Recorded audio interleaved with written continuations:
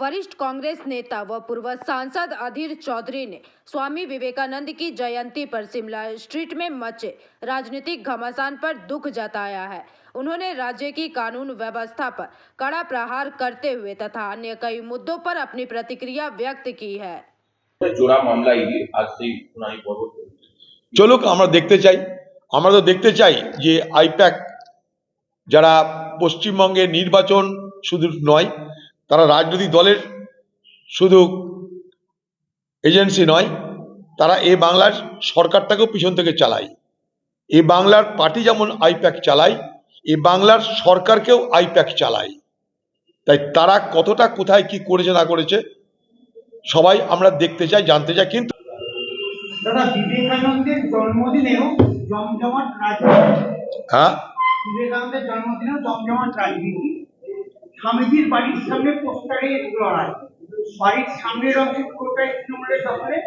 যুবরাজ সম্বোধন করে অভিষেকের পোস্টার, বাড়ি থেকে কিছুটা দূরে পোস্টার বিরোধী দল নেতা। বিবেকানন্দের জন্মদিনেও পোস্টারে তৃণমূল বিজেপি কতটা আঘাত বানাচ্ছে। সেই আবাসনের বাসিন্দাদের তলব করতে পুলিশ, প্রতীকের প্রতিবেশীদের নোটিশ পাঠানো হয়েছে।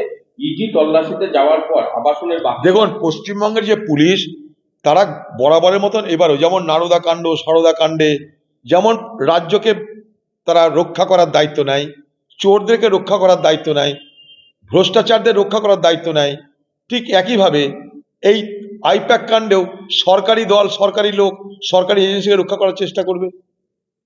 তার জন্য পুলিশ তৎপর। কিন্তু এই পুলিশ আরজিকর কাণ্ডে তৎপর হয়নি, কসবা কাণ্ডে তৎপর হয় না, বিশেষ বিশেষ ঘটনায় তৎপর হয়। আমি আগেও বলেছি, আজও বলছি, দিদির খোকাবাবুকে বাঁচানোর জন্য বাংলার পুলিশ তৎপর। তাই আইপ্যাককে রক্ষা করতে হবে। তাই বাংলাদেশি চিহ্নিত হচ্ছে, এতে কি আরো বিপাকে বাঙালি? দেখুন, এই এআই নিয়ে রোহিঙ্গা বাঙালি কি করে চিহ্নিত হয় আমার জানা নাই। হয়তো নির্বাচন কমিশনের কাছে বিশেষ এআই আছে, তবে এআইকে আমি আজকে নির্বাচন কমিশন যেভাবে এআইকে ব্যবহার করছে, নির্বাচন কমিশন ততটা ইকুইপড বলে, ততটা সজ্জিত বলে আমার মনে হয় না।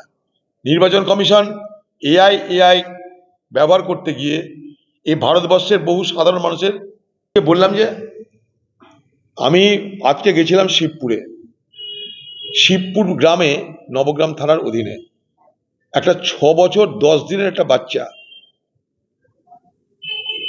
বাড়ি থেকে ভাইকে স্নান করিয়ে বেরিয়েছে, দরজার বাইরে থেকে হাওয়া হঠাৎ করে, বাবা মা গোটা গ্রাম খুঁজে বেড়ানোর পর কাউকে পাওয়া যায়নি। তারপর দেখা যায় সেই বাচ্চাটাকে রেল লাইনের ধারে রক্তাক্ত মৃত অবস্থায় পাওয়া গেল। এখনো পর্যন্ত পুলিশ এই রহস্যের কিনারা করতে পারছে না।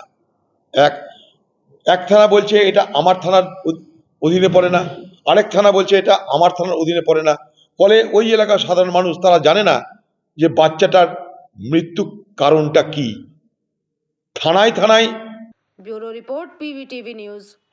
रानीगंज में इतने लग्जरी रूम, वो भी इतने कम प्राइस में। मैं बात कर रही हूँ रानीगंज के एनएसडी रोड में लोकेटेड होटल अतिथि इन के बारे में। यहाँ पे आपको फैमिली, फ्रेंड्स और कॉर्पोरेट के लिए रूम्स मिल जाएंगे, वो भी सिर्फ 1500 स्टार्टिंग प्राइस में। यहाँ पे आपको super deluxe room, Dulux room, regular room के साथ साथ प्योर वेज रेस्टोरेंट, जहाँ से आप अपने रूम तक टेस्टी फूड ऑर्डर्स कर सकते हैं। ये होटल हाइजीनिक और क्लीन होने के साथ साथ 27 हेल्पिंग फैसिलिटी भी देती है। High speed wifi, TV with fully AC interior, 24/7 room service, good ambience, clean cupboards, separate geyser facilities, clean washrooms, smoking area. अगर आपका भी प्लान है रानीगंज में स्टे करने के लिए, तो आपके लिए ये एक अच्छा ऑप्शन हो सकता है। आप यहाँ पर रूम ऑनलाइन प्लेटफॉर्म मेक माई ट्रिप से भी बुक कर सकते हैं। अगर आप मेरी वीडियो दिखाते हैं तो आपको मिलेगा एक्स्ट्रा 20% ऑफ। अतिथि इन होटल आपको रानीगंज स्टेशन से 5 मिनट वॉकिंग डिस्टेंस पे मिल जाएगा। और इन्फॉर्मेशन के लिए आप इन्हें कॉल भी कर सकते हैं। Thank you for watching.